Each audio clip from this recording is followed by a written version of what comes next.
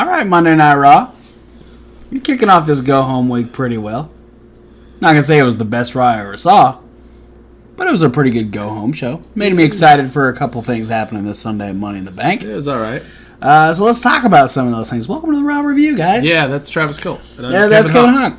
I'm wearing red pants. Don't believe me? Just look down. Yeah. You look. Yep. All right, so we open up with the 4 female and male competitors for Money in the Bank, for Raw, all standing on different ladders. And then they came out and announced that all 4 of them were going to be in their own Money in the Bank ladder match. No, we have the two Fatal 4-Ways that were announced last week, but there was a lot of banter as to who was going to win. Better. Kurt came out, and then Constable Corbin, with his brand new haircut, came out and said, "We don't want to disappoint Stephanie, so Raw's got to take it." Brand new no haircut. Yeah, he has no hair now. Looks a little weird. It's going to be hard to get used to. But yeah, essentially it was just all the Money in the Bank people yelling at each other as to why they were better suited, blah, blah, blah, blah, blah. And then we started with the ladies having their Fatal 4-Way, where Natalya won with a submission, defeating Alexa Bliss, Sasha Banks, and Ember Moon. We had tap to the sharpshooter. Yeah. We had D&D, that's Drew and Dolph, defeat Breezango, and then say the D&D train. I'm not going as far as Coach did. And then they said they're going to save the tag team division by destroying all the other tag teams. Roman was really set on fighting Jinder Mahal since he challenged him 6 days prior to them fighting for whatever fucking reason at Money in the Bank.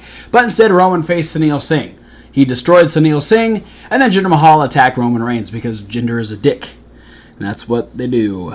The B team won another match against Heath Slater and Rhino, and then were talked to strangely by the tag team champions, the Leaders of Worlds. I don't think the B team know really how to react to the Leaders of Worlds. It's kind of funny watching them try. But they just don't know what to say or do when such a thing is happening. Elias came out. He played for Arkansas. Then he showed off a new guitar that he got from John Mayer, a good friend of his. Hey, I have it on very, very good authority that John Mayer and Elias really are friends. And I trust your sources. You should. Eventually, Seth Rollins came out. Elias attacked him, and then there was a whole hullabaloo where Seth ended up in the ring and told Elias to stop being a little bitch and just fight him. And instead, Seth Rollins took his frustrations out on the John Mayer guitar and just made Elias real mad. And they have an Intercontinental title match this Sunday at Money in the Bank. We had Ruby Riott defeat Bayley with a little bit of help from the Riott Squad. We had a face-to-face between Ronda Rousey and Nia Jax. Rousey showing off a little bit more of a mean streak. She's got some. She had a pretty good promo. She made Nia tap out. Granted, it was an armbar that Nia wasn't exactly ready for, but she made her tap out. Despite a sneaky way to try and get her win, Kurt Hawkins still can't and lost to No Way Jose.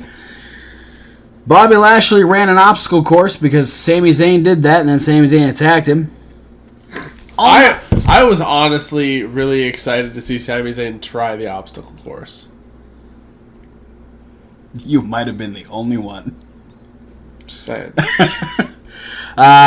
And before our main event, which is the men's Fatal 4-Way, we had Kevin Owens all night long trying to convince Finn Balor and Bobby Roode that it was a good idea that the three of them team up and take out Braun.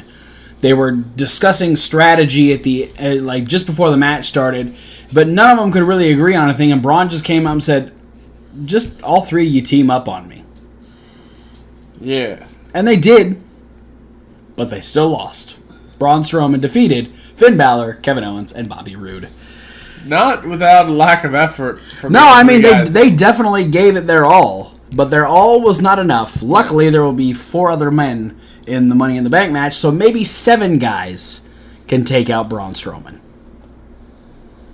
But with that being said, what did you like about Monday? Kurt Hawkins in a blue tutu. and his Cookie Monster wrist warmers. Yeah, you got those. Those are actually from Tyler Breeze's boots. I thought they looked familiar. Yeah. Some of those old ones he hasn't worn in a while. He had to skin Tyler Breeze's boots. That's fucked up. I hope does Tyler know this? I don't know. Somebody needs to let That's Tyler... why he's got his beard growing out. He's distraught. Somebody stole his Cookie Monster gear. Kurt stole the boots weeks ago, and Tyler's been freaking out trying to find them. Kurt Hawkins, you are a terrible person. Really? Your like is Kurt Hawkins. All right. Absolutely. Well, why not? On another level of weird, my like was the promo from the Deleters of Worlds.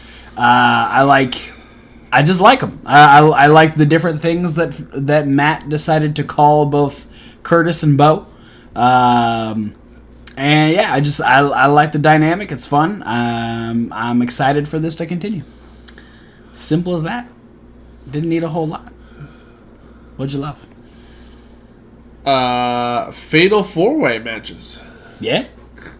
Both matches brought the intensity. I agree. My love is specifically the women's Fatal 4-way, but yeah, both Fatal 4-ways were pretty damn good. Yeah, everyone brought their game for these matches. Yeah. Especially considering they're about to go through a worse version of said match with more people in 6 days. Yeah. Yeah, no, I think those two matches specifically made me excited for Money in the Bank, which is exactly what you want to do when it's the go-home show, because you have to sell the pay-per-view. If you're not going to sell the pay-per-view in the last 5 weeks, this is the week you have to do it. Yeah. And watching those two and realizing, oh shit, there's going to be 4 more people in both of those matches, and there will be ladders involved, and they'll be going for the briefcases, makes me super excited because everyone was pulling off all the stops. The ladies opened the show in a fantastic way. Like they got the crowd going, and the crowd was pretty hot the rest of the night. And then the guys finished off really well with granted it was a glorified handicap match, but it was still a lot of fun to watch. Did you dislike anything?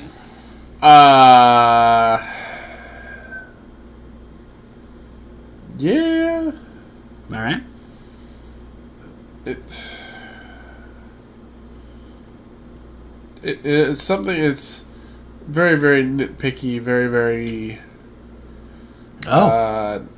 internet snowflake fan complaint. Very something that only took up literally maybe like 10 seconds of all of Monday Night Raw. You fucking snowflake. What was it? Just that the fact that they had to go out and mention that Brock Lesnar is now the longest reigning top champion of any brand in the last 30 years. With his whopping 10 title defenses so far. Against 5 different people. Yeah. I actually forgot they said that. What was it, 435 days? Yep. 435. So, so that averages a title defense every 43 and a half days. Interesting. Why'd Daniel Bryan have to give up the title?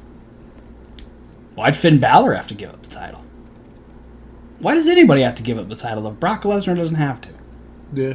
It's funny how that works.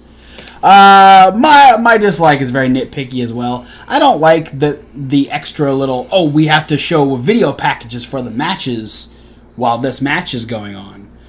It's already bad enough that we have to go to commercial during matches, but then you also just put the match down in the corner and make the really loud promo video that we already see 1,000 times during the commercials on the network, on Facebook, on YouTube, all the time.